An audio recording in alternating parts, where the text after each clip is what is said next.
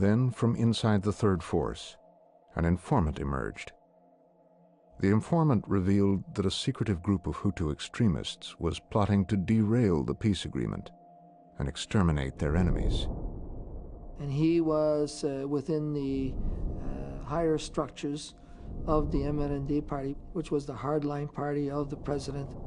He said that he simply wasn't going to continue to work in that atmosphere, that they were undermining the whole process, and they were ultimately planning the evilest of deeds of attacking not only Tutsis, but all the moderate Hutu leaders also.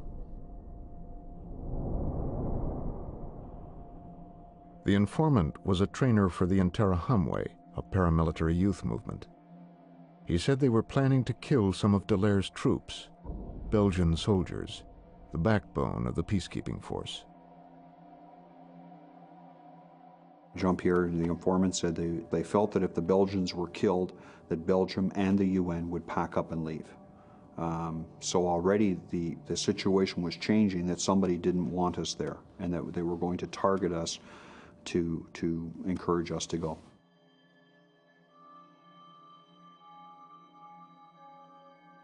In an urgent cable to the UN leadership, Dallaire repeated the informant's warnings that there was a plan to exterminate all Tutsis in Kigali, that Belgian peacekeepers would also be killed, in the belief that Belgium would then withdraw all its troops.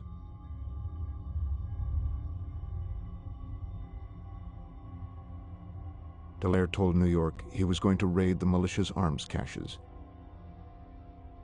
He signed off in his native French. Where there's a will, there's a way. Let's go.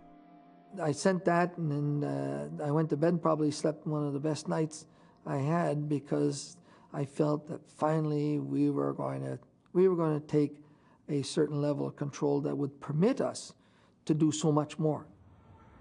The cable arrived in New York at the UN's peacekeeping department, then run by Kofi Annan.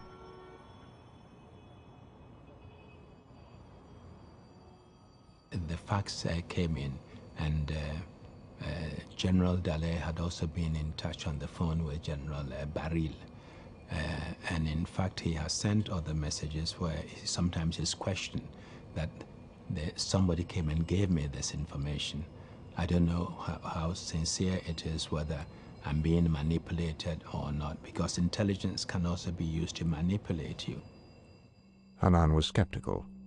In his response, he ordered Dallaire, first, not to take any action, and second, to share the informant's secrets with the Rwandan government, which he knew had strong ties to the Hutu extremists. Why did we go that route? Often shining light on these things and telling those planning it at the governmental level that the international community knows what is being planned. We are monitoring, we are going to deal with you harshly, and we know what you're up to. Sometimes it's a very good deterrent. Annan told Dallaire he was not to raid the arms caches, and he must avoid any action that might cause UN troops to use force. The big hammer at the end of the message that came to me within hours of my sending my information message was stop, decease, and by the by, you're totally outside of your mandate. At that time, the whole philosophy was, we don't want another Mogadishu, and so keep it tight.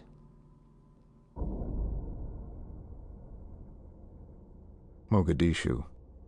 3 months earlier, when the Black Hawks were shot down in Somalia, and 18 American soldiers died on a UN mission, it changed everything about Washington's commitment to peacekeeping, especially in Africa.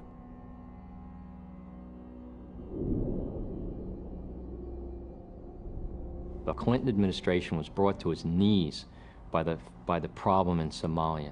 A Secretary of Defense was fired, a presidency was dramatically weakened, they were enormously criticized for this adventure in Somalia, and now you had another situation unfolding in Rwanda, and certainly no one was clamoring for a re-intervention into the heart of Africa.